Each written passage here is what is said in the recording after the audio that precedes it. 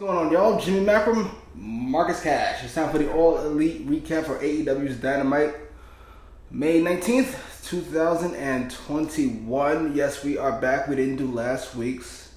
I was out of protest. So disgusted with Cody Luther King Jr. that I was not down for the cause. And disgustingly, I noticed a lot of people in the crowd were like cheering this ridiculous speech. No. A lot of people are not attending the Million Nightmare March. I want you all to know I hate all of you. And I wish you all were dead. If you thought that was poignant or deep or sweet or worth my time, quite frankly. You're not here for, I guess the first interracial baby of all time? Yes, certainly. It ended segregation. Are you not aware? Yeah. Cody specifically. America's always been great. So in 1960, that's not always, first of all. Yeah. Immediately, we're at least not in 1960. Anyway, I'm not getting on that. This week. Yeah, it's the May 19th episode. We couldn't miss doing a wrestling recap show on May 19th. Very important wrestling day. Christian Cage opened the show. He fought Matt Sydal. I gotta be honest, I really love this match. I really like this match. Borderline love this match. To me, this is Christian's second great match in AEW after the Hobbs match from 2 weeks ago. And to be fair, to me, this is Sydal's best performance in AEW. I don't think that's hard to argue.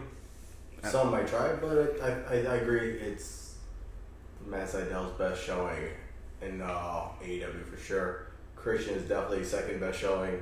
You like the Hobbs match more? Oh yeah. That just worked out so perfectly for everybody involved. Yes. Yeah, this was a really good match. Almost everybody involved. This is like, they just matched well with each other to an extent. And he told a story, which I always appreciate. They match well with each other. Christian and Hobbs match well with each other. You know who don't match well with each other? Christian Cage and Kazarian. Why would you start with that fucking match for Christian? Alright, we're not gonna do it. We're gonna cover the ground. We cover the ground. Not doing it again. Listen, Jimmy, before I take your breath away, you can't go in the past. Okay, we focus on what's happening right now. You gotta focus on what's happening right now. Okay? Fair enough. So forget about what should have not been done. Right. What do you do now? Okay, here's what I'm gonna do now. That was a great match. This is a good way to move forward. I enjoyed the match. Christian won. They two of them shook hands. I was rolling my eyes, but it's a good babyface spot. I'm just very cynical. And then the entrance music hits for Ricky Starks. We both pop, quite frankly, because first of all we love the music and we love Ricky Starks. And he came out wearing a suit. And he's gonna be on TV, I guess. Even though he's injured. By the way, that gray suit with the no shirt, does he not like the corporate champion? Very much so. Apparently he gets that a lot. Really? Yeah, it's all over his Twitter, and he tries to, I don't know if debunk is a proper word, but he tries to dismiss it away by saying, just because we both have good taste in clothing. I just dress like that. And I'm okay with that. Team Taz jumps those two dummies. And then, Hangman Page, I was going to say makes a save, but before he does that, he's got a hand Starks' drink. Hold this. Yes. While By the way, shit. love the look on Hangman Page with the Western shirts. Dude, Millennial Cowboy, I forgot who came up with that. That's it? No, that was on one of his graphic bars. Oh, anyway, it's a fantastic, kind of perfect. I got the image. That's what it looks like. Yes. I wouldn't mind him fighting in that. Just like a Western shirt like that. What? What's he wearing for pants? Jeans. The knee pads are still on his shins. No. Okay, so no. What else was I going to say? I like people having differing ring gear to not wrestling gear. That make sense? I like that. Except I also like if he just didn't have wrestling gear. Like he was drunk, he lost it, and now he just wrestles in jeans. That's my biggest problem with Miro right now. That's the biggest problem with John Cena for years. But anyway, that aside, Hangman looks like he's gonna do the work, but nope. Numbers went out. Go figure. Team Taz ends up beating all three of them down. Yeah. It's almost like they're a dangerous group. Like it's almost like Team Taz builds assassins. Right. You know, we mentioned a great showing for Matt Sydal and Christian. Mm-hmm. know what a better showing, in my opinion anyway? Who? Hook. Hook looked like something today. Something? Yeah. I'll take it. I granted the bar's low, and no, par for par, he's not better overall than Christian or Matt Sydal or much else, right? Because there's not a body of work to go with. Right. But he looks so worthless for a long time. Just in his fucking... Just like this is Taz's kid. Right? Essentially, yes. This is Taz's kid, yes. This is who doesn't even look like Taz. Yeah, this is Taz's kid. We put kids on TV. This is what we do. So, he was worthless for a while. But like he had a decent showing previously where he did like a T-bone suplex or whatever. But here, he looks like he can be an actual badass. He looked like he could be actually kind of dangerous. What, he had Northern Lights? Well, he did a Northern Lights, yeah. Yeah, he was in a tank top. He gets some muscles on him. Yeah, lose the hoodie. Like I'm so happy it's hot outside. Lose the hoodie. Indeed. It's about 2 sizes too big for him anyway. Like just rock the tank top. I don't know who booked this, but whoever did, I know it wasn't Dummy Con, but whoever booked this, finally, this was a solid open. Everybody looked important. Babyfaces got fucking heat on them, and the heels didn't like a bunch of worthless motherfuckers who can't do anything from a numbers advantage. There's 5 of you. You can't beat up 3 cocksuckers. I think it was Christian and Taz. They booked it. I think so. Could be. I don't know for a fact. I'm just throwing that out there. Yeah, I'm sure they cut some of that shit off. Next was a promo with Moxley and Kingston. Really good promo. I say that's the best one. one. That's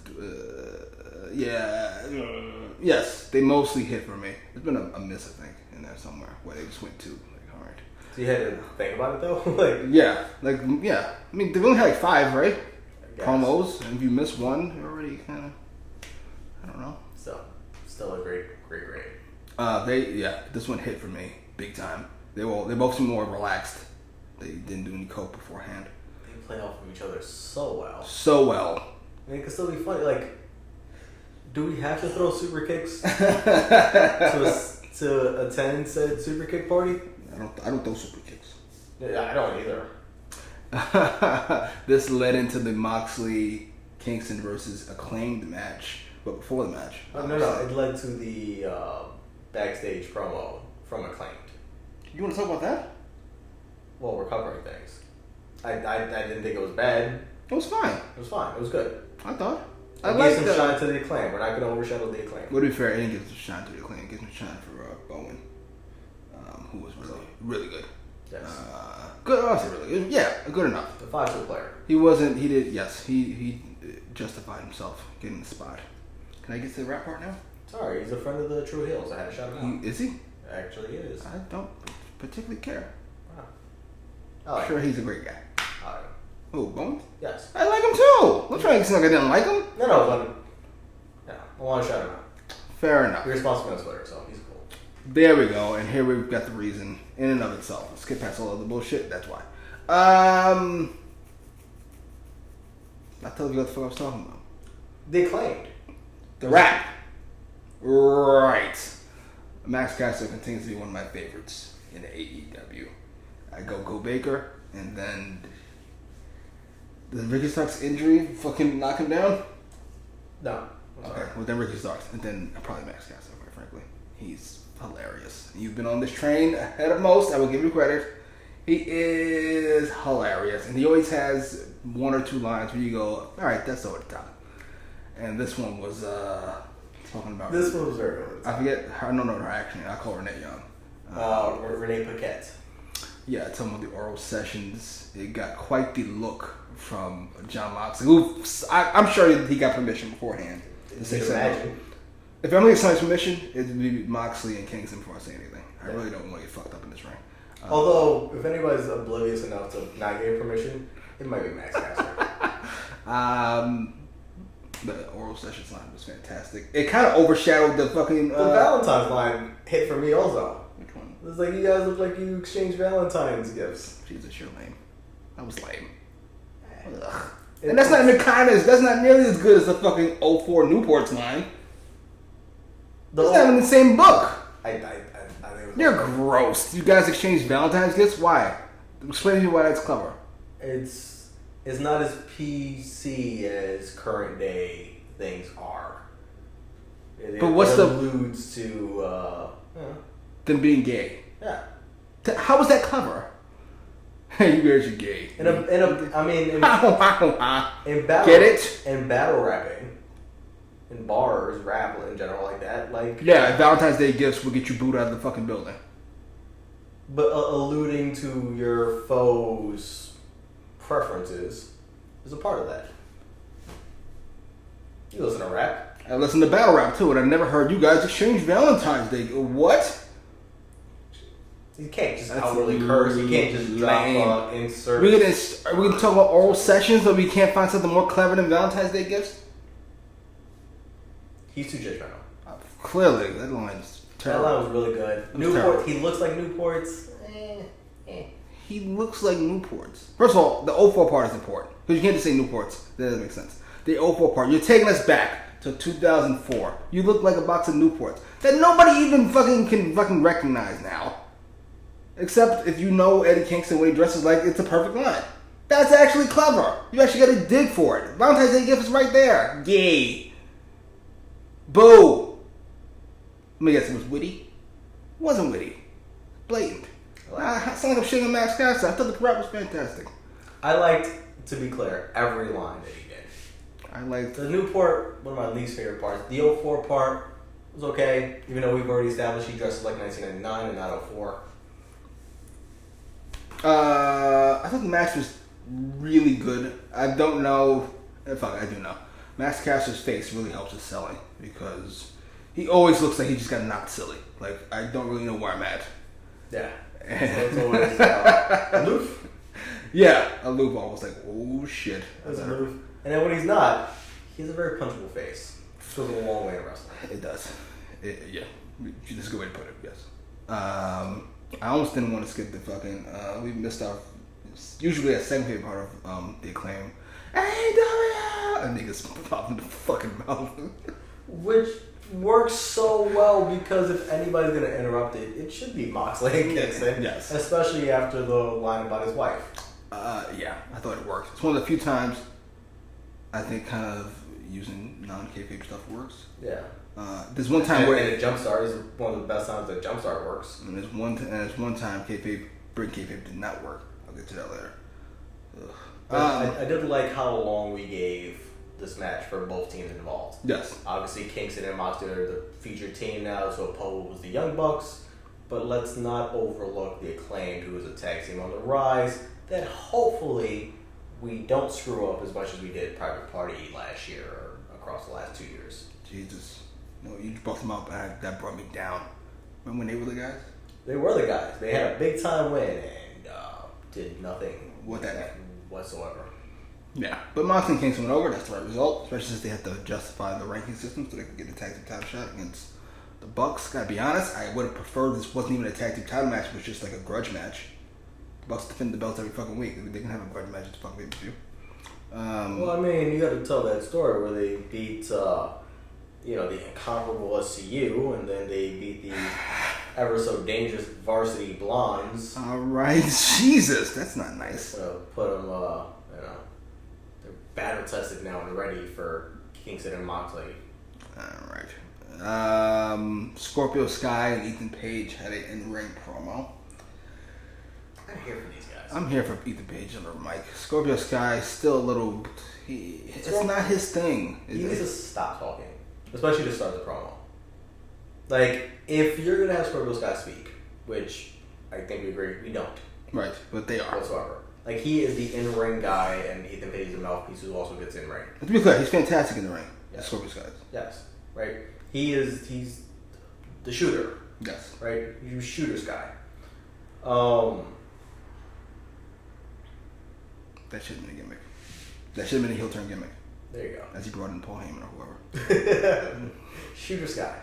But if you need a Scorpio Sky talk, it should be bookended by Ethan Page.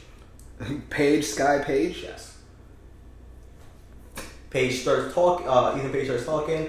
Scorpio Sky needs to get a point in, and then Ethan Page wraps it up. Or you can just do Page and Sky. Page can cut a long promo. Then Sky can go AEW, and then we end it. Or we can do that.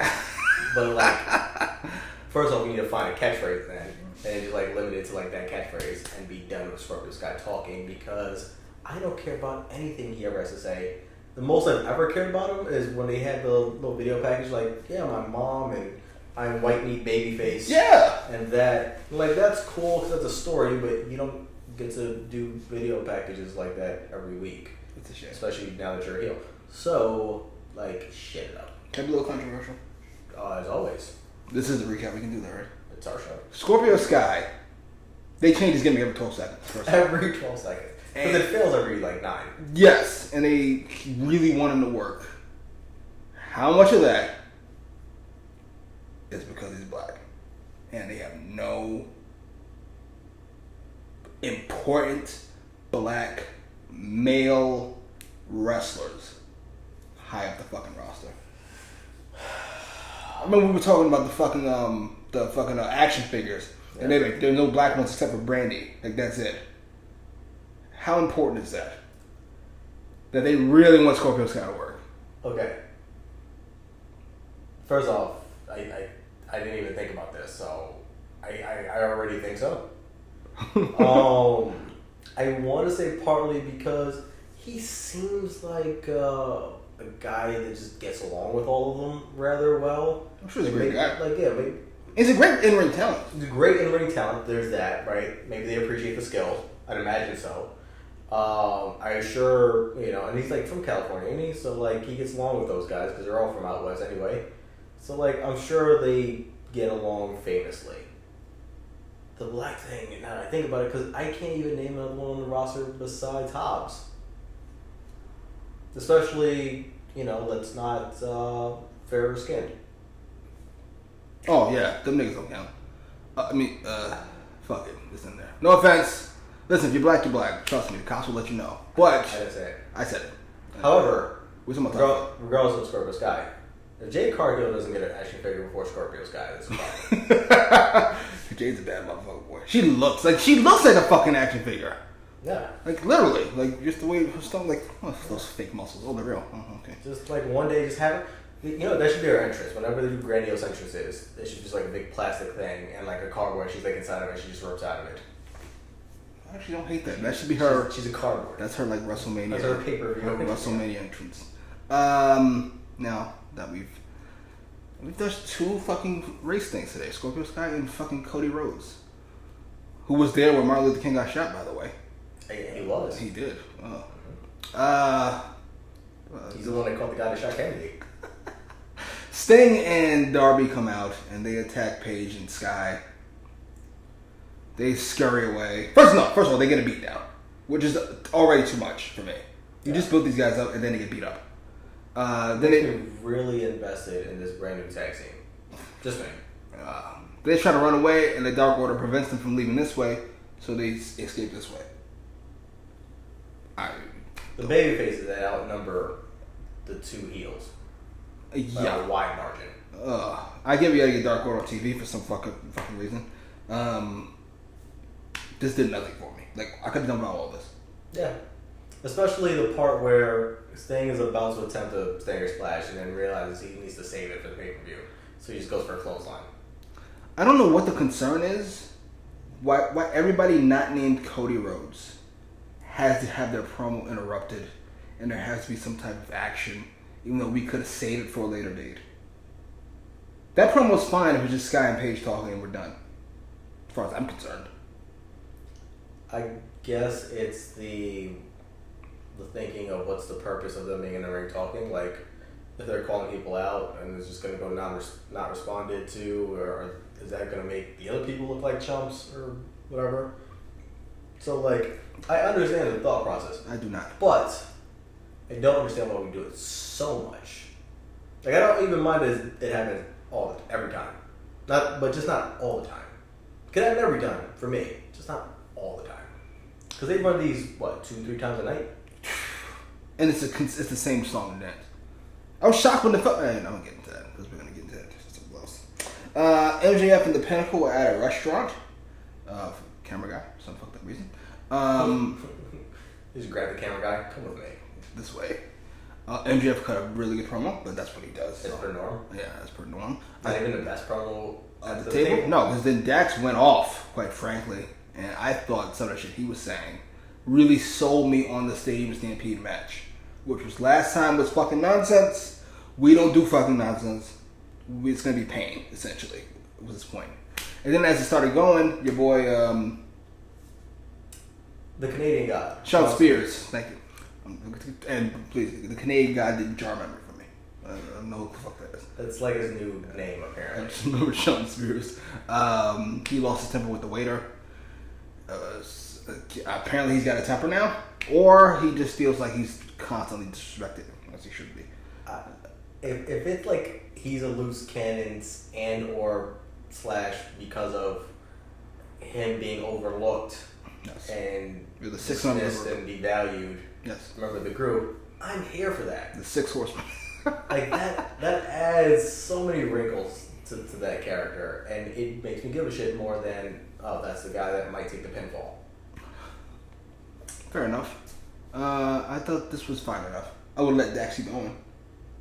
Yeah, I don't think we should have interrupted Dax for Spears' outburst. Can we flip Dax and MJF? We've heard MJF say some of the stuff he was saying already. But that's also disrespectful to the leader. I probably would have did this while Wardlow's chugging the bottle from the bottle. So that way he's chugging it, and Wages is like, oh, I guess he's going to need another one. Meanwhile, Spears is like, hey, my drink, and being ignored for his drink, and then he slammed the table. Oh my god, that works. You just fixed it because maybe he's just so enamored that fucking Wardlow's taken to the head. Just like, hey, motherfucker. Oh, sorry. I like it. She get a pen. After that, it was Reba versus Sheeta.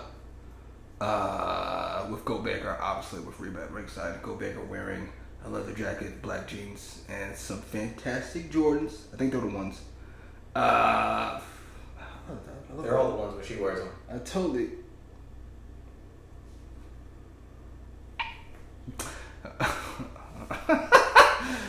You ever seen that video? Fucking, you're thicker than a bowl of oatmeal, I guess. I'm gonna put it in there. This fucking. Is that from Love Boat?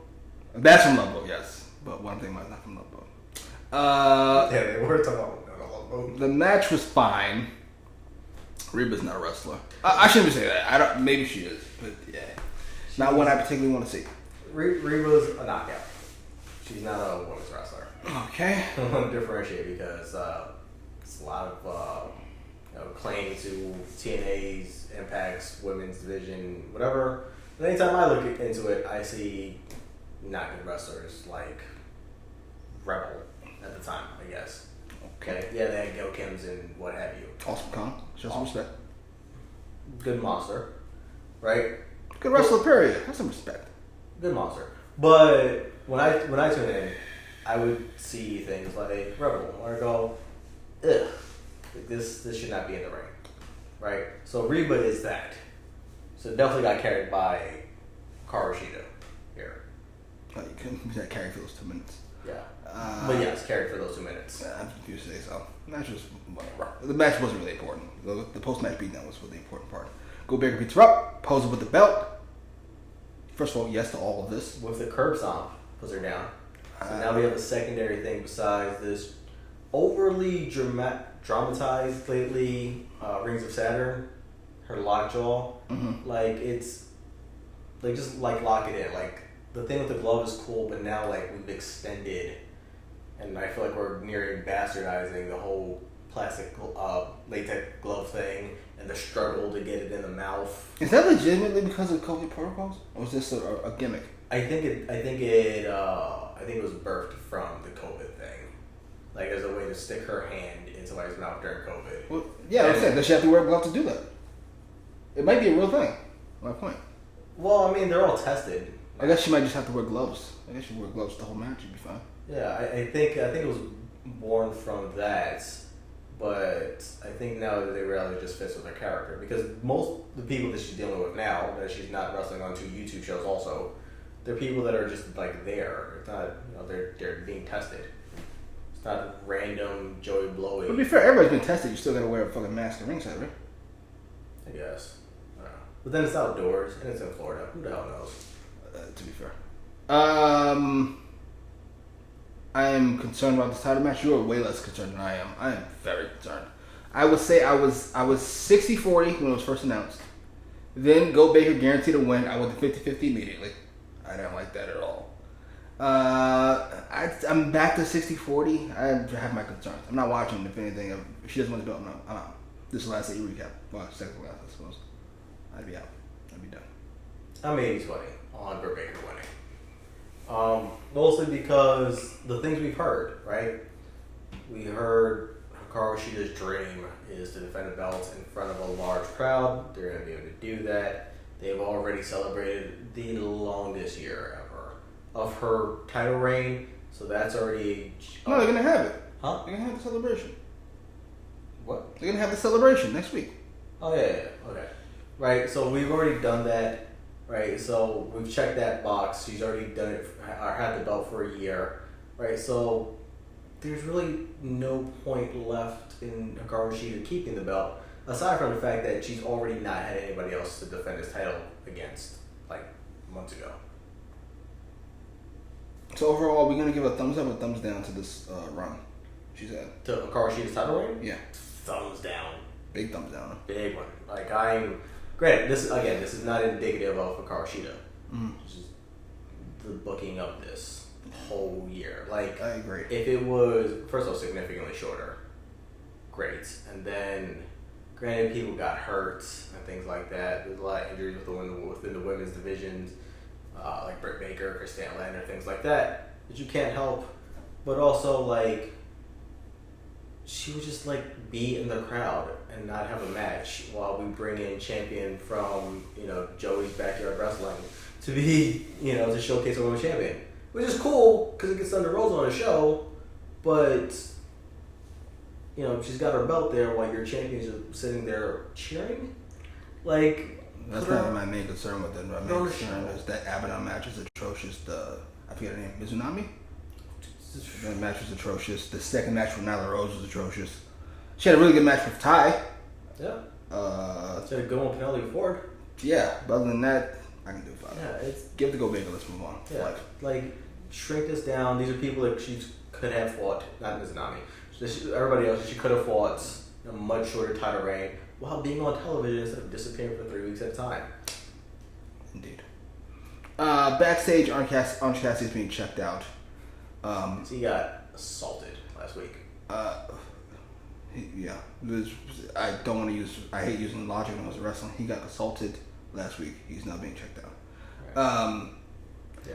Meanwhile, in reality, he got kicked in the head and then dropped on his head. Don Callis and Kenny Omega come in and they essentially try to, we'll say manipulate, because there's no real legal term for it. Manipulate him into... Persuade. Sure. Persuade actually might be a better word, because they really manipulate this whole trophy. It's just not that good. Him to not take his match. He takes the match down the road, etc., etc. This way they can just focus on Pac. And then he proceeded to tear it up really slowly. I gotta be honest, this is as much as I've loved Kenny Omega in a long time. I get this up with the Elite. This is supposed to be a group thing, but it's just too many of them for me to give a fuck about. And none of them are particularly entertaining outside of Callis. Callis was always good. And this is the most I like Orange Cassidy. Yeah, and the Elite are rather cheesy.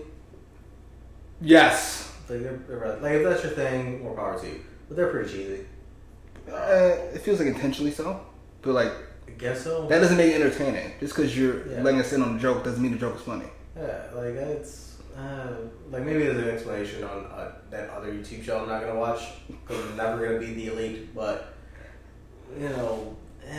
the outfits in particular, like the feather earring on Gallows and whatever suits those are on the Young Bucks. Like, Now I think about it. These are the two most serious members of the Elite. Omega and Callis? Yes. Outside of Anderson. Anderson's pretty serious. Anderson's like the third most serious. I just really... His album might be the fourth most serious. I really like this segment.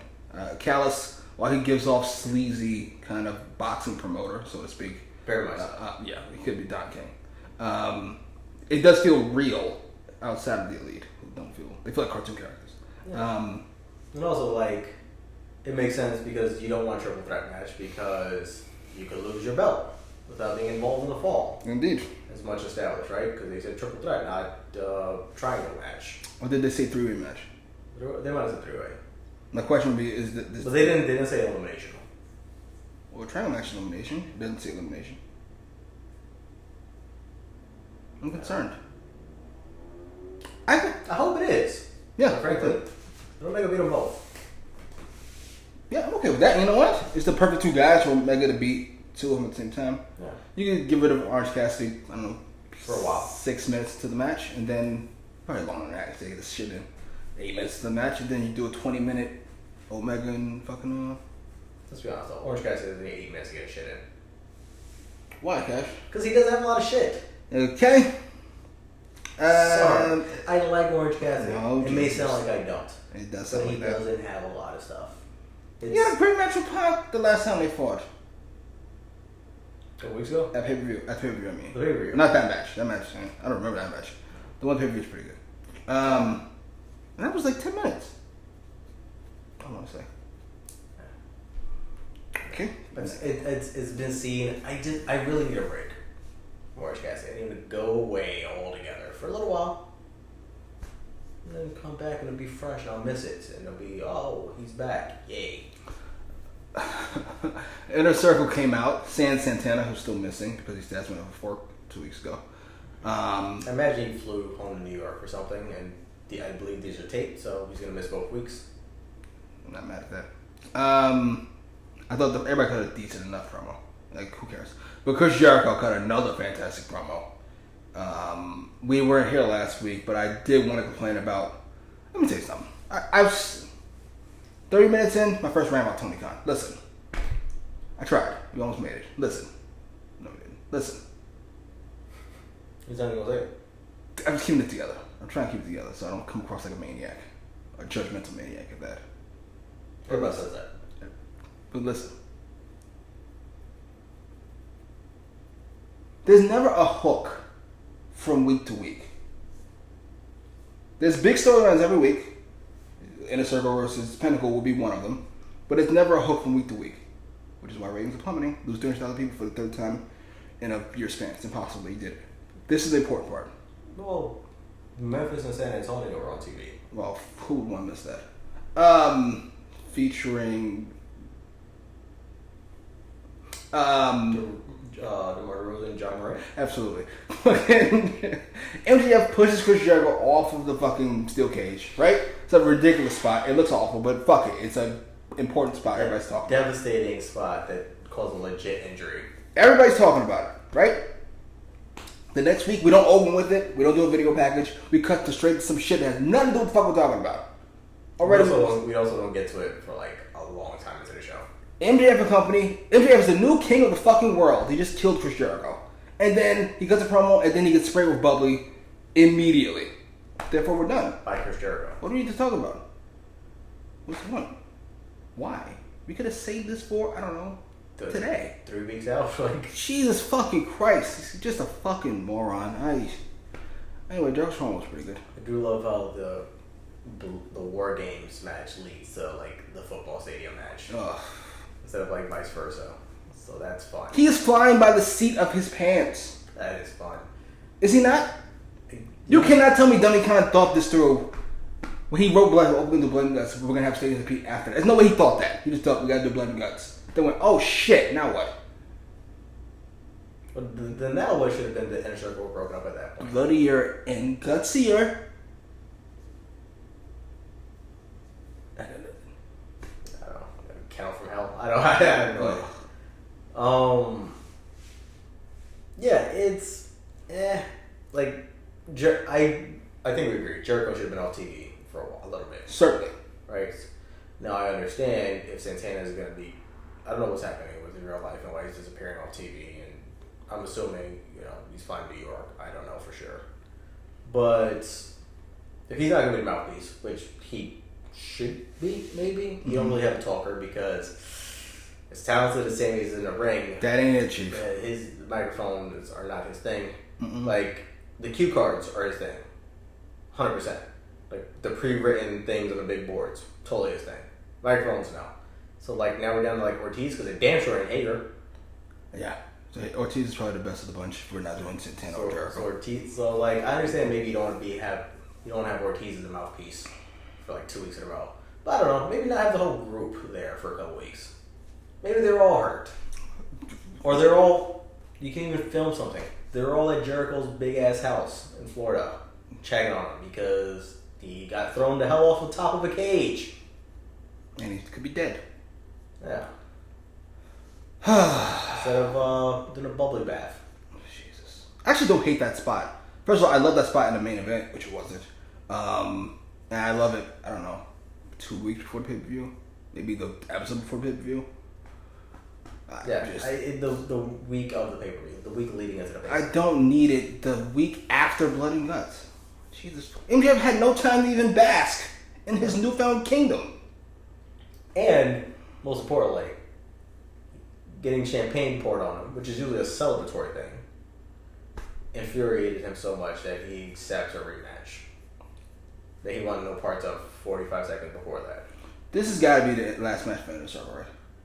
It feels like it has to be, but I have my doubts. But Blood and Guts had to be, so I don't know, honestly, because they haven't really had a run as faces. So I don't know. I think it's best if they're done with this. Everybody. The Pinnacle, Jericho, Sammy in particular, or everybody. I'm not going to just go through all the names. Everybody be better off if we're done.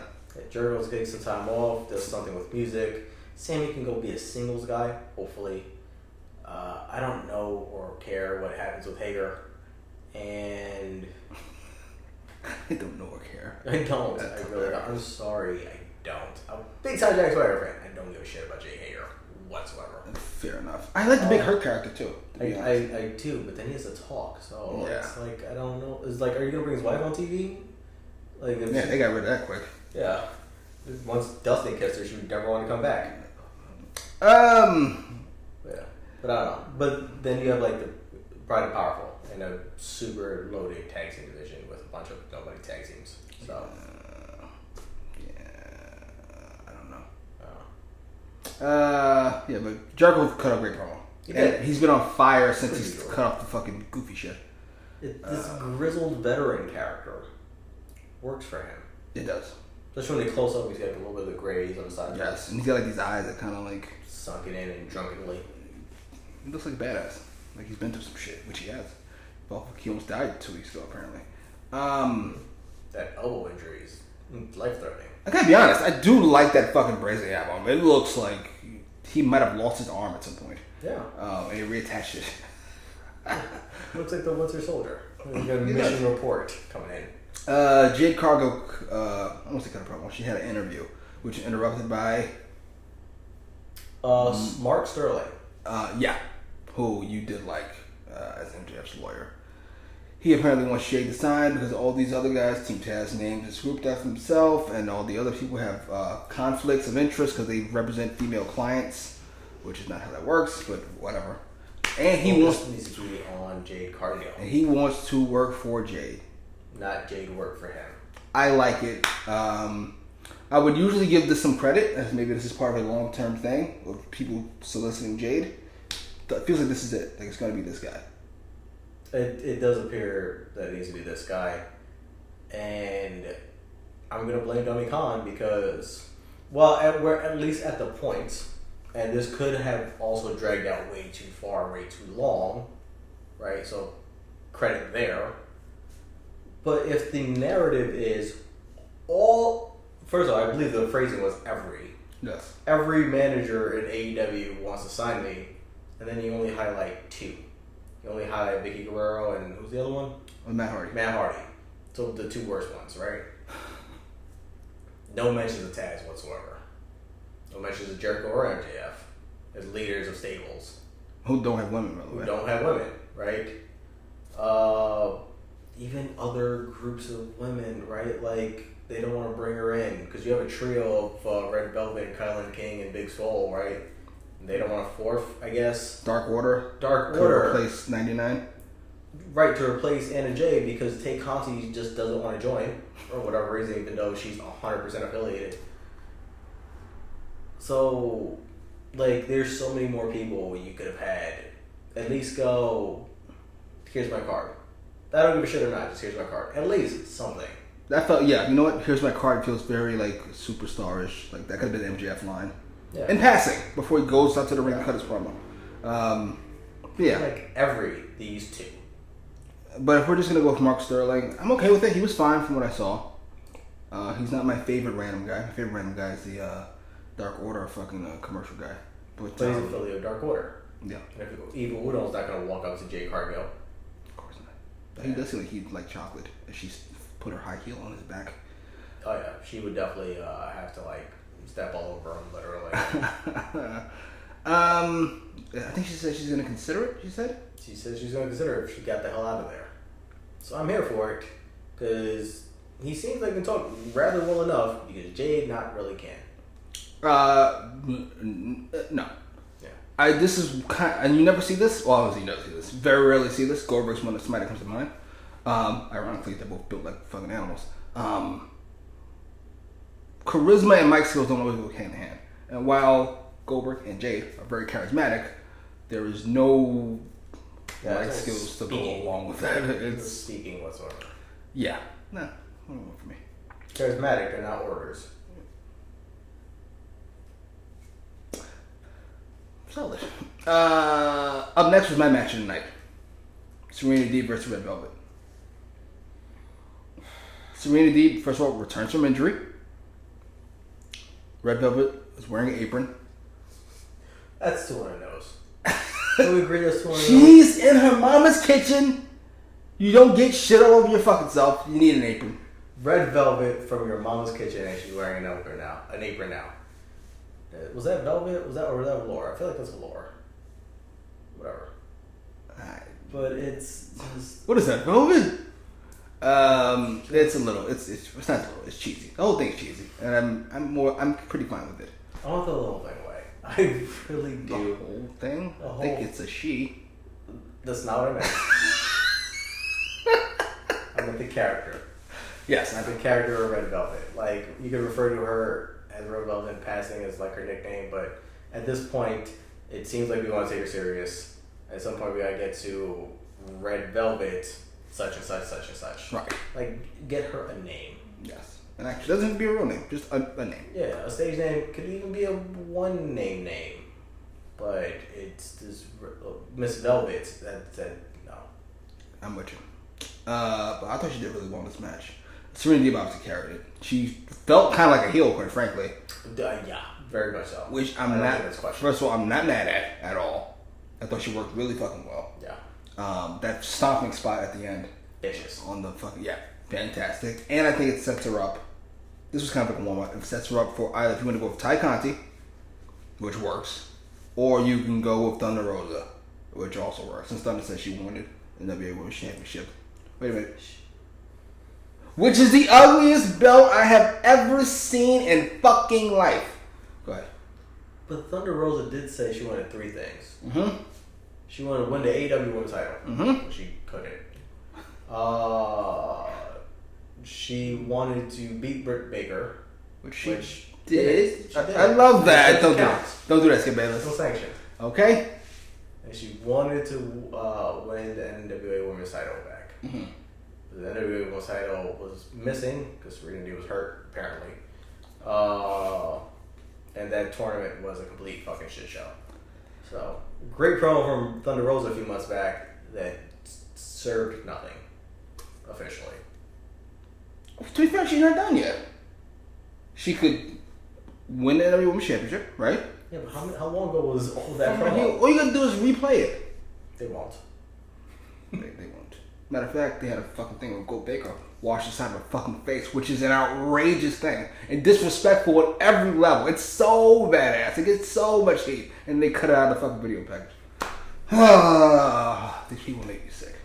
It's the best part of it. It's the best part of the entire feud. All right.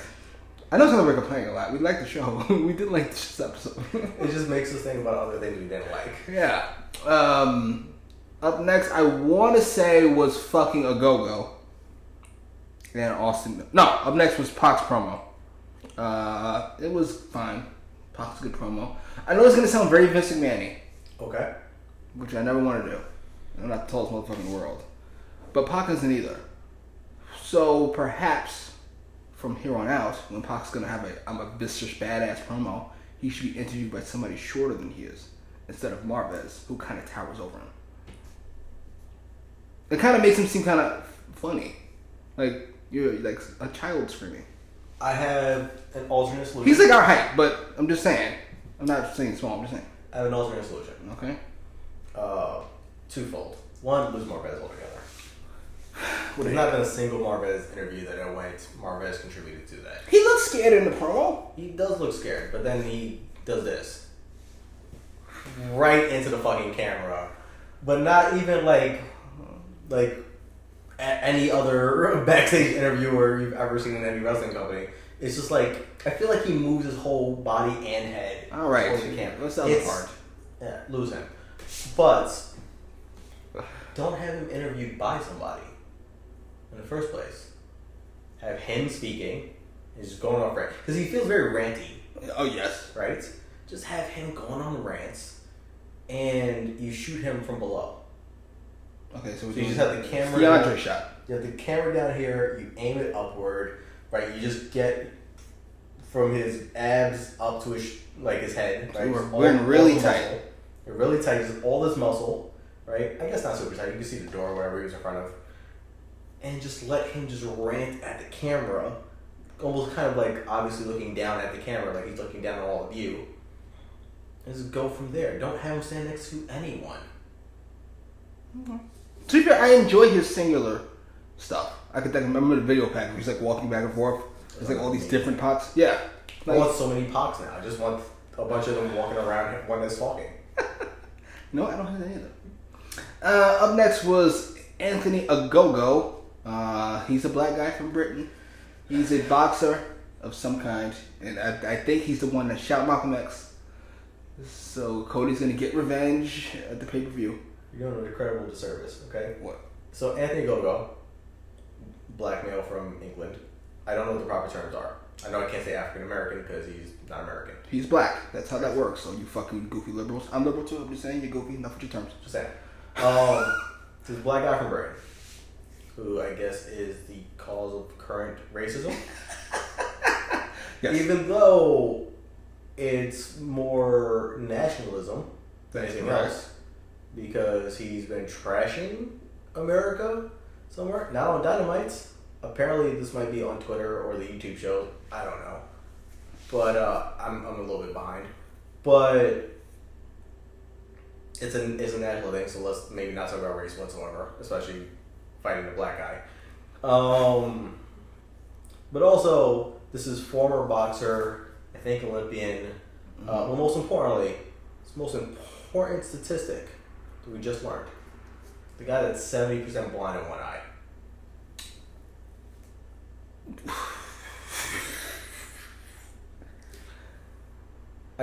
We agree we hate this when they go, he's a wrestler now because he can't do what he prefers to do. Yes. It's the only sport, quote unquote, that they do that in. You would never do that because it's not possible to do that anyplace else. Nobody quits basketball and plays football because they can't play basketball anymore because of an injury. If you fuck your ACL up and you can't play basketball, you don't then go play football. Yeah. People go play baseball because there's a lockout in their other sport, like Deion Sanders or whoever, right? Yes. They don't just go to baseball because they can't tackle anybody anymore for some reason. Or they can't jump anymore. Could you imagine LeBron James is now too old to play in the NBA, so he goes to the NFL? This is preposterous. This is silly. And it makes everybody look bad. Who's the other guy who did it with? Fuck Bowens. And Preston Vance. Why? What? No. Fucking no. Preston Vance had a major knee injury, and that's why he can't do anything else anymore. So he's gonna fight people I can't see him on the left eye. I'm gonna do some UFC. What? Yes. You get your whole face caved in. So Anthony Ogogo, 70% blind, black guy from Britain, 70% blind in one eye. So now Cody is let's call it what it is. He's a white nationalist. Where'd you read that on? Jesus Christ. Jesus fucking Christ. Okay. I don't know if this is going to go on the channel now. He's a white, nationalist. He's a white, nationalist. Right? So he wants to defend America against Britain and black guys. Right? But also now he wants to beat up the disabled. Yes. So he's what's the problem? Is that disablest? It's just an ableist. He's an ableist? Yeah. He's a white nationalist. This is going completely off the fucking rails.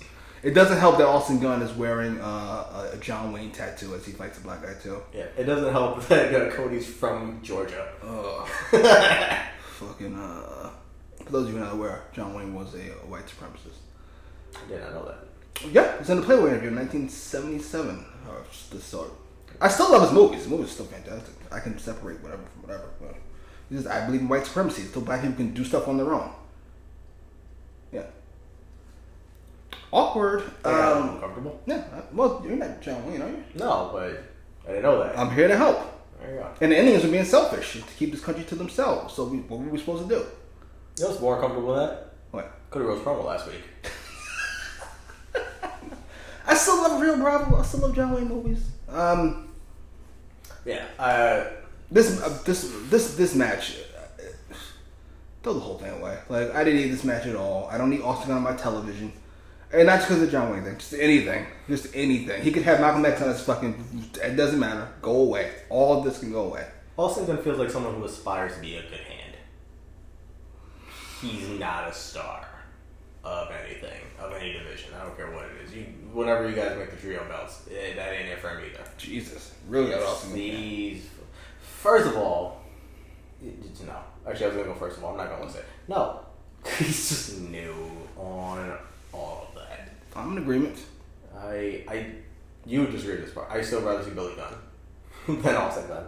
But I most certainly want to see Colin Gunn before Austin Gunn. Billy Gunn he's a star, is probably strong, but he's charismatic.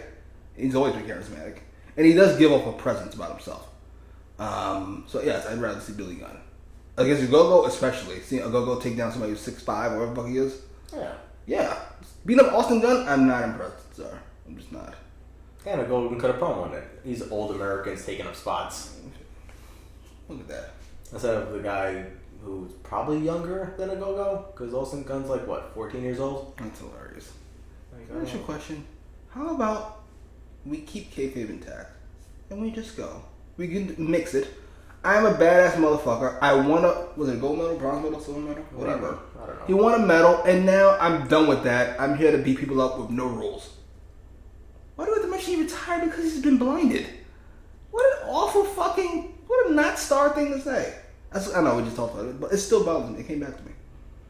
And if you are going to mention it for whatever, which we shouldn't, make that a bigger deal. Be like, I want to prove that I can kick everybody here's ass with, minus 70% of my vision in one eye. Better yet, he couldn't get approved to box anymore. He was still going to box. They wouldn't approve me. Ta-da. And we already know you guys just come back. You let my Hardy fight, so you let it go fight. Fine.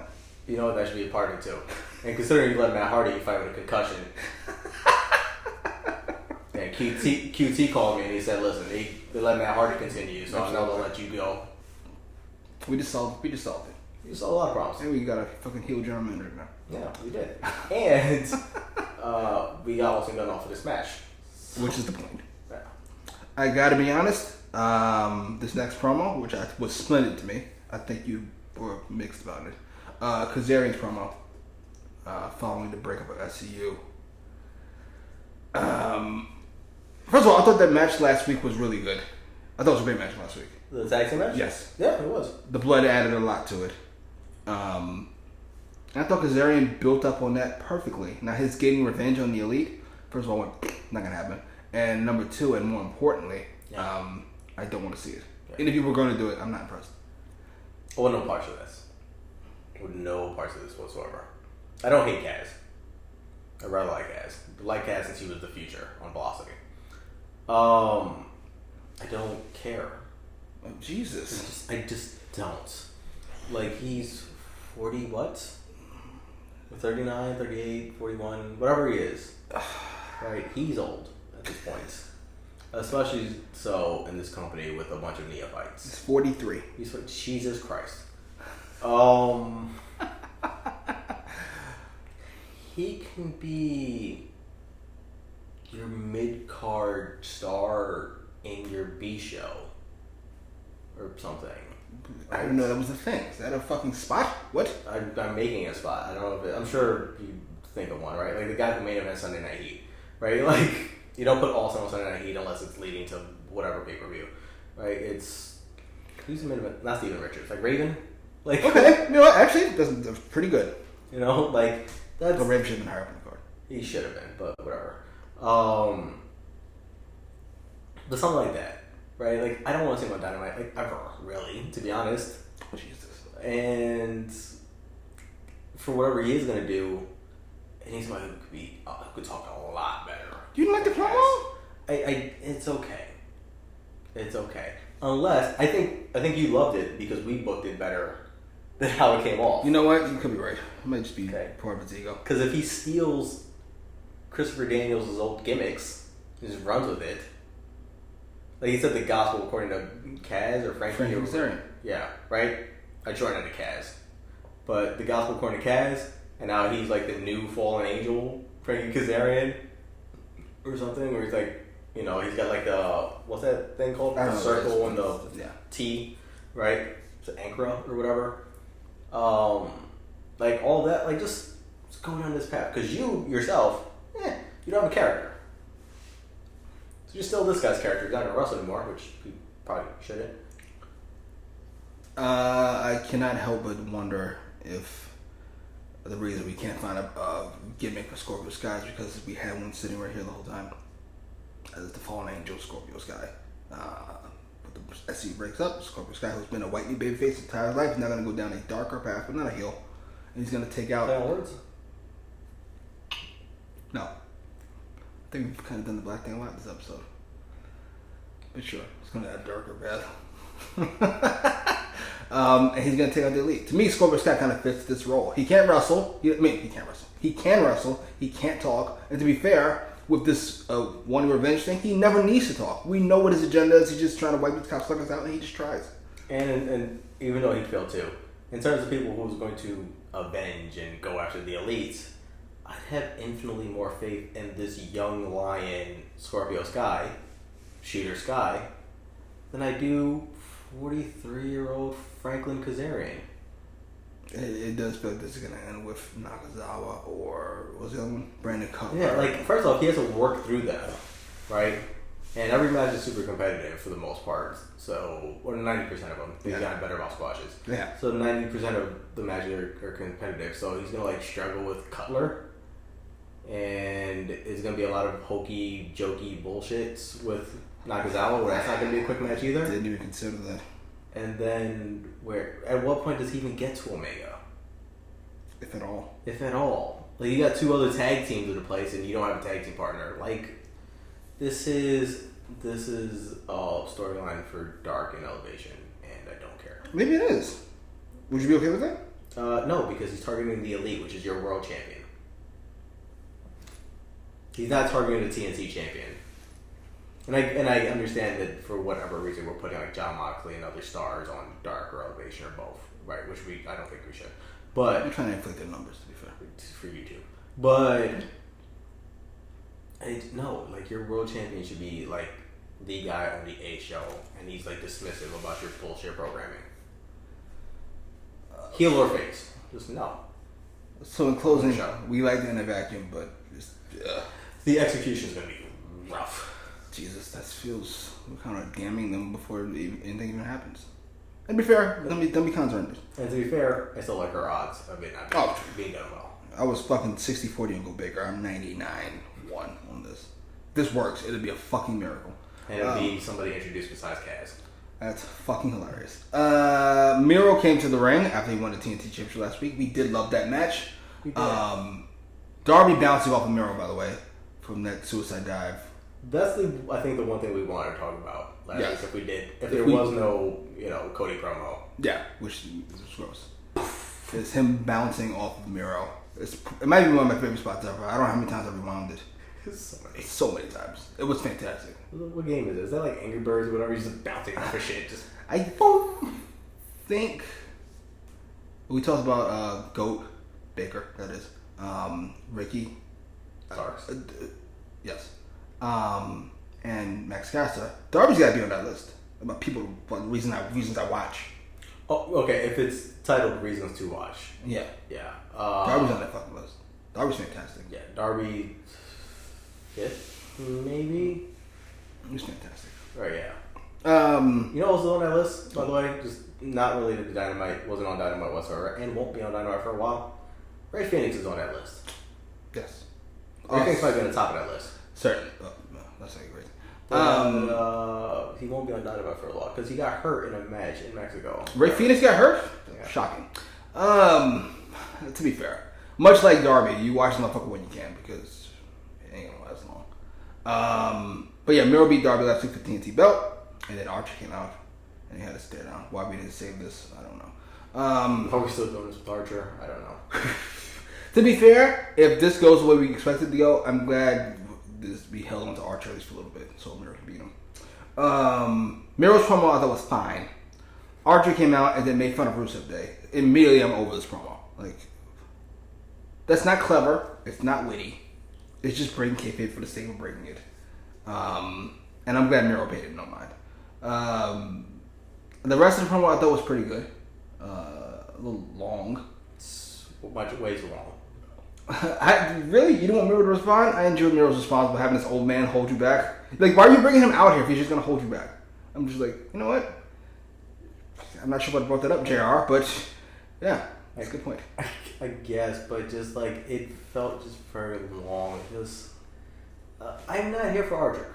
I'm all the way not here for Archer at this point. All the way over. I'm all the way over. I wanted him to be a complete monster.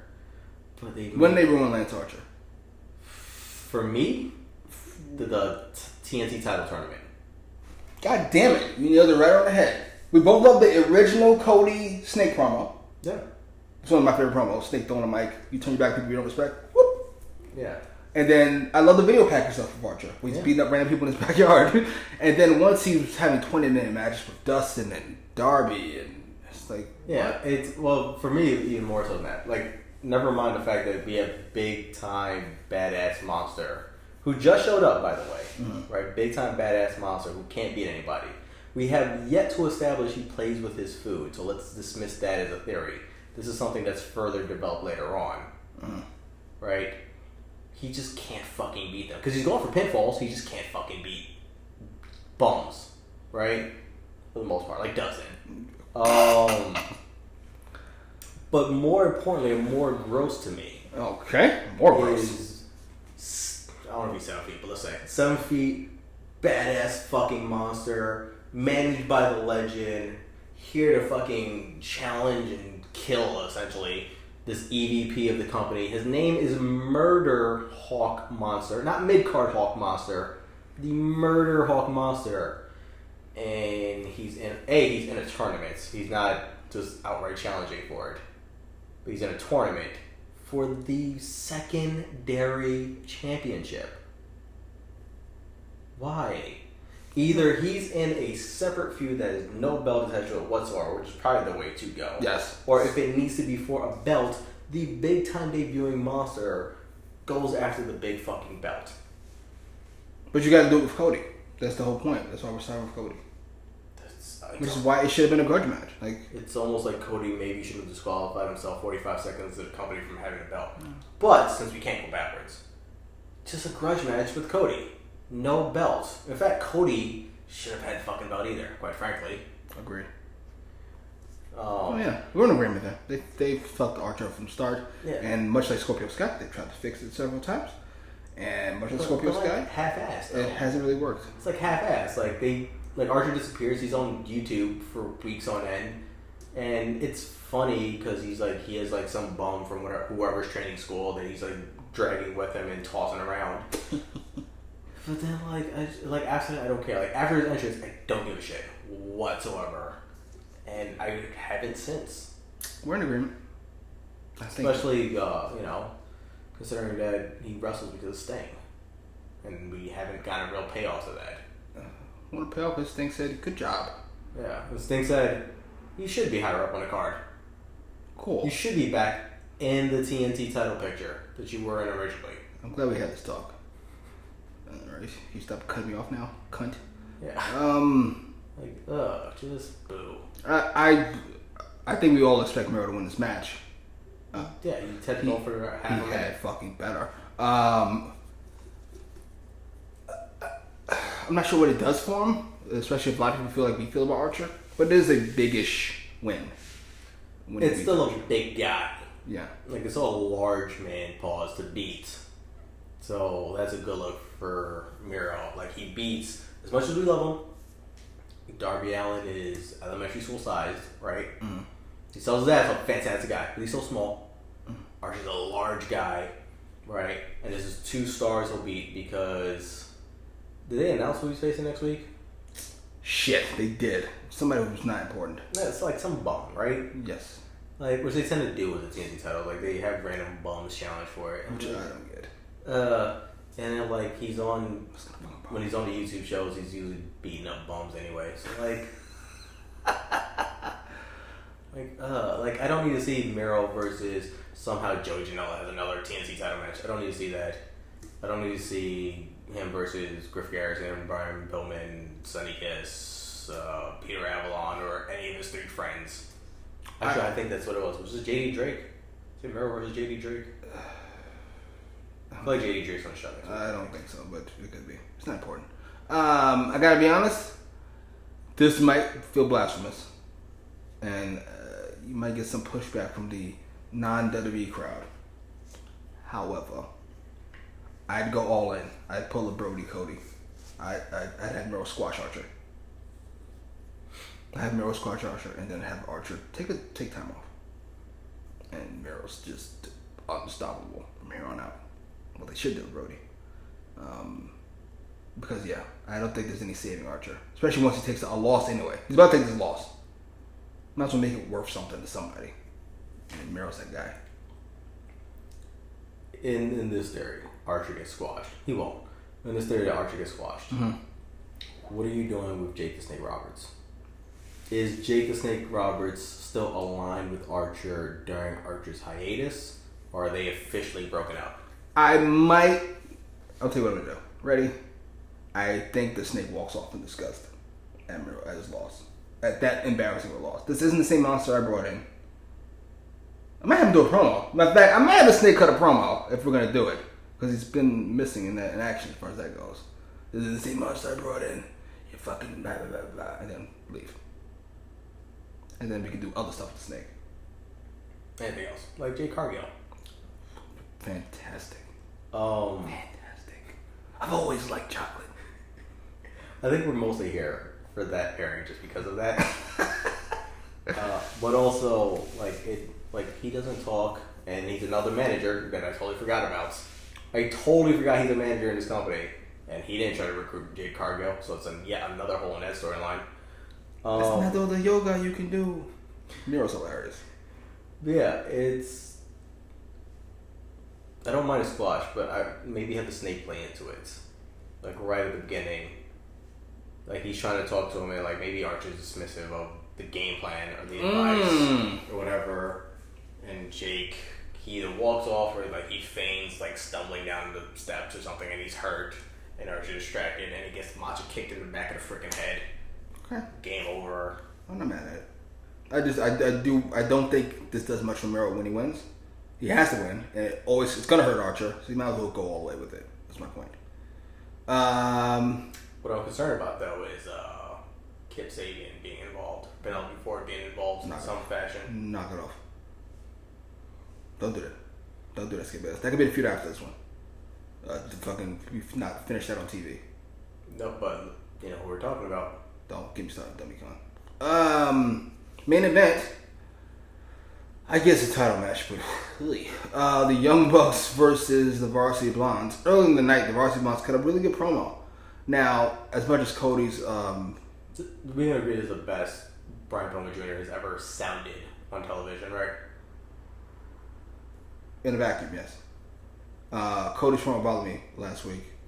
Using Brian Pillman, the first one, as a tool to plug television nonsense bothers me too, to be completely honest. But I'm gonna give it a pass because it's a really good promo. And I thought Griff Garrison had a really good promo. And I like, who's the girl? Julia Hart. Of course you know her. She adds to the dynamic. And I be honest, I could easily see the three of them as heels. Like that's something the gimmick feels like. There's high school cunts. But they work I think we need to get there. I think they need to be booed mercilessly when the crowds return. Oh yeah. As being the Spirit Squad 2.0. Yeah. Yeah.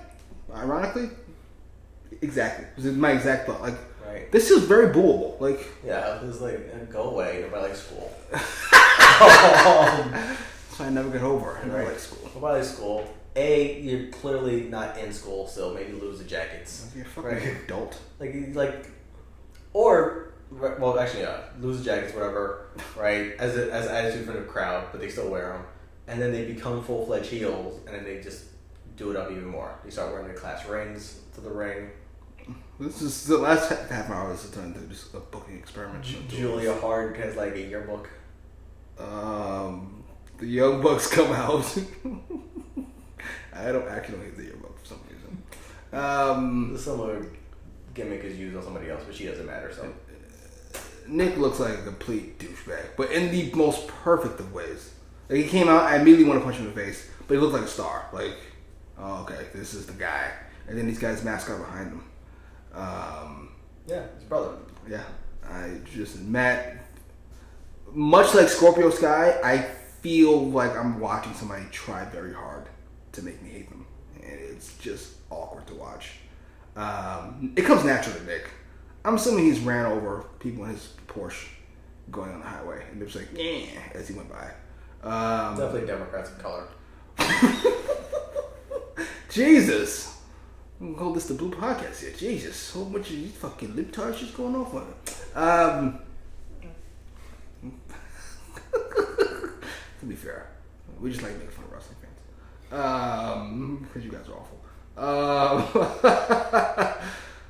I thought the match was fine. I didn't feel good. I didn't feel good? Yeah, I didn't feel good. The Young Bucks always work excitedly, if not always cleanly. Varsity Blondes are a little bland, but technically sound. I thought it was the best Brian Pillman looked. Griff Garrison's going to be a star at some point. I don't know if he's going to be fucking Edge, whatever the fuck you said last time, but good enough. Those are the comparisons I heard. I'm sure it was. He's tall like Edge, he has blonde hair like Edge. Okay, He's lanky-ish. yeah. I could see him being, fucking Edge before the Lita situation. Yeah, that level of... This is Brood Edge. That's to be clear. To be fair. Brood Edge. That's Jesus. You're not a star at all. This is I won the Intercontinental title, but I was at a half show. There we go. Okay. Young Bucks used a spray to win the match. I gotta be honest. I think they've done this is this the third week in a row they've done it? I think so. It feels kind of... Old? Already. Like, it just started. I get it's like an old school kind of, using foreign objects thing. And I like when everybody has their own specific foreign object. Yes. I probably doesn't help that we don't know much about the substance. Like, we know it's cooling spray that they spray on themselves, or that dummy sprays on them. And it's not good for your eyes, I guess. Yes. Though to be fair, spraying on Julia Hart, Yes. is hilarious. I'm sorry, it just was. She sold it very well. Because she was like frantically like waving her arms all excitedly as she waited for it to actually hit her face. Yes, yeah. Maybe at the beginning of that she was been like, "You sprayed my hair, oh no," and then it gets into her face. Matt Jackson's slight hesitation was hilarious. Like I'm like, that part he was good at. Just fucking, you know what? Fuck this bitch. Moxley and Kingston come out. They beat up the Young Bucks. Yeah, they saved this. Then steal their shoes and socks. To be fair, I can't think of what I would have done, but this does not feel like something I end the show with. I can't think of what would have been the show. I know it's not this.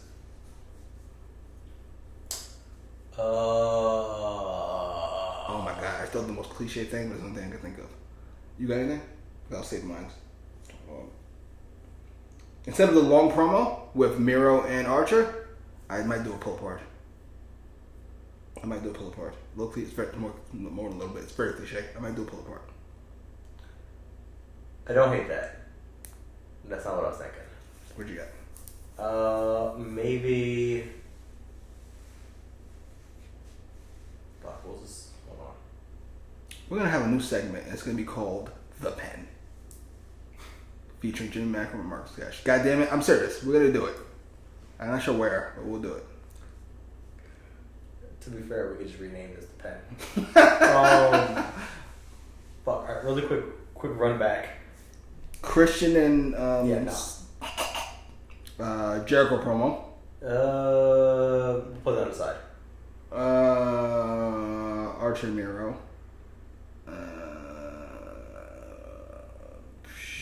Sting, Darby, and No. Sky and Paige. No. Baker, Sheeta, no. Yeah. We can't do. We also can't do Acclaimed, Kingston, and Moxley because that plays into the end. Yes. How bold? If that belt was so ugly, I consider NWA Women's Title match, but I can't. No. I like that match. I really like the fucking match. I like the match.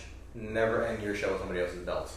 Okay. That's why WCW died that day, because you ended Raw with the WCW fucking match. I feel like a stretch, but okay. I like the theory. I don't think that's why it died. It died because that was a horrific match. I thought it was stuff. Yeah, that's it. That's pretty much it.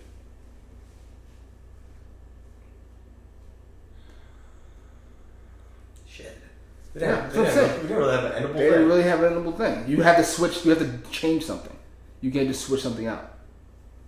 That's what I'm saying. The only other option really is like building up to Jericho and the Inner Circle's acceptance. Except you know they're gonna accept this fucking match. There's really no build. Like you know they're accepting this fucking match. Unless you want to be really dramatic and have them say, "I'm not sure about those guys," and then Santana comes out. It's like you're all bitches. We accept this fucking match. Yeah, I do the pull apart because it's the best thing I can think of. And I get rid of that fucking long ass promo they had instead. Yeah. I'm trying to run through it. That's all I got. Nothing, right? Yeah. I got. It's almost as if you probably should have saved the beer batch for this week. It's almost as if that. No, because we got to do a dramatic 4 out of 5 man promo in the ring. It's completely. I said long term, but it's the same day. It's the same day. It's at least the same week, right? It's at least the same. At least. Jesus. Yeah, I don't know. I wouldn't have been in the show with this either. It felt anticlimactic, I want to say. Yeah. I appreciate the continuality Yes. storyline. I always loved that because we've already established that Eddie Kingston loves to steal sneakers, and he specifically wanted the Young Bucks pairs of Jordans. Yes. We've heard that several times. I love the fact that we're getting, finally, I guess W Con figured out, that people can appear more than once on the show. Especially if you fucking cut out some of the nonsense you've been doing. Dark Order. Fucking, we saw Moxley and Kingston 3 times? Random bums from insert wrestlers here training school. Jesus. We saw them 3 times. We saw the Varsity Blondes twice. Like, I like that. Like, build the show. It's a show. Is that a page on this episode? Yes. He made the save. Which one? Seidel and, Oh, right. yeah, he They got laid stumbled out. out. Yeah. Actually, I might not hate that as a finish either. Yeah, I was gonna say maybe, because we want to rebuild Adam Page because we dropped the ball so hard on him. Maybe have him lay down the main event by Team Taz, who now looks not worthless. You know what? And you've got your icon Sting that you spent so much money on in the last segment. What? Oh, you're getting yourself confused here. Christian, rather. Yeah. Another aging star. That you spent money on. That they almost butchered already. The Matt Sydal part probably doesn't make that work, but Christian to me is big enough where it could. Actually, you know what? Matt Sydal was a little rough. Fuck it, the Varsity Blondes at the main event. God damn it, Matt Sydal was in the main event. Jesus, almost had me rethinking. But that's the title on the line, though. what? The the tag title match. Christian met Seidel, like in and of itself. To be fair, it should not have been. It's still the varsity lines. You can say they're ranked number 1 contenders because of YouTube, but no. Nobody believed the varsity lines had any chance of winning that match. Not Brian Pillman Jr., not Brian Pillman Sr., not Griff Garrison, not Julia Hart. Nobody at their high school. Nobody thought they were winning that match. Christian Cage's first pay-per-view match is a battle royal. I was just jarred by that. It just hit me like... Hold on though. Because he's a big announcement. He's a big surprise. And he's going to end up in the 21-man battle royal. He's got to win this fucking thing, right? Oh, no, he's not. No? 100% he's not. Who's won? Anybody else. So you really don't think he's winning this thing? No. He'll be showcased. Yeah. Last 3? Last 4? He might even be runner-up. Who's winning? Then you gotta give me somebody you think's gonna win. I don't know. Not Christian. I think it's... No. I think this is a backdoor since people didn't like him just walking in and getting it. He's gotta win this battle royal. That's my guess. I don't know. I think they've cooled on Christian so much because of that initial uproar. Which they should have saw coming. If you know your fans are fucking well. And they're so anti-WWE. Like, come on, what are we doing here? I think Christian's going to go with the actual outwork everyone, prove it's, and work his way up route. Which is going to take even longer because I don't really see... Maybe he has. Again, I'm a bit out of the loop. But I don't see Christian wrestling the YouTube shows. Please don't. Please don't be that fucking dumb. Oh my god. He still should be... He's not my favorite wrestler, we've established, but he's still too much of a deal to not exclusively at One Dynamite. Yes. I already told you what I would do. I would fucking put the belt on Darby and have Christian be his first opponent. Who do we know is in this battle royal? Matt Sydal. I know Andy Bowens is in it. A bunch of fucking tag teams are in it for the number one contendership to a singles fucking belt. The singles belt. Oh, I'm so annoyed already. We know Archer's not in it. Neither is Miro. Neither is Darby. Neither is Sting. This is why I think Christian will win. I can't think about who else is in Scorpio Sky or Ethan Page. Not Jericho. Not MJF. Evil Uno's in it, I think. He's a contender. Hangman and Brian Cage are not in it. They might not be in it yet. There's potential, I think. Okay. I think there's potential to put them in. You know what? Powerhouse Hobbs is in it. Powerhouse Hobbs not winning this fucking belt to match to fight Kenny Omega. Knock it off. Granted, they're both heels. But they're both heels, like heels. Like then he's not fighting Kenny Omega. Like knock it off. I know you don't want to be Cage. I think it is. Okay. Cage wins, but he last eliminates Powerhouse Hobbs. That sounds right. We have the Cage team tag thing. I'm okay with that. I still like my Darby thing better, to be fair. Is that it? I think so. I think we really like this episode, even though we shat on it for an hour and a half. That's our thing. Sorry, I'm here to help. Yeah. Do you have a plug? My battery is dying. Go follow me on the Twitters, where I am the only person advocating for Velveteen Dream. I guess we're gonna keep it controversial for another minute. Fuck it. What's the worst that can happen? And my battery is dying. All of you that are cheering his firing. Firing for being a creep. Give creeps a chance. It's nothing to do with his wrestling. And I haven't seen anything proven. So I love that. Now doesn't mean he has to prove to you he did something before we fire him? No. Somebody should prove to WWE that whatever. Unless between this recording and this airing, he did it again. Then, whatever. The whole blackballing of wrestlers thing, I don't. Blackballing of wrestlers. Some motherfuckers have been stabbing people since the beginning of time and getting away with it. Now the motherfuckers getting caught for being creeps. They should be fired. Yes! God damn it, this isn't complicated. If my entertainers entertain, as many jobs as Charlie Sheen has had in this And you know what? When you have your own wrestling company and you're the pen, you can keep Velveteen Dream around. Until then, he gets fired from fucking billion-dollar corporations. Yes, that's how that works. But Velveteen Dream versus Joey Ryan. The sign me up. I want to see it. Is that the guy actually got in trouble for some shit? That's the guy who's in the most trouble. He's like in court. He's the guy in court. Right. I want to sit on the channel. Post your comments, however, down below. Like, share, subscribe. Our views are our own.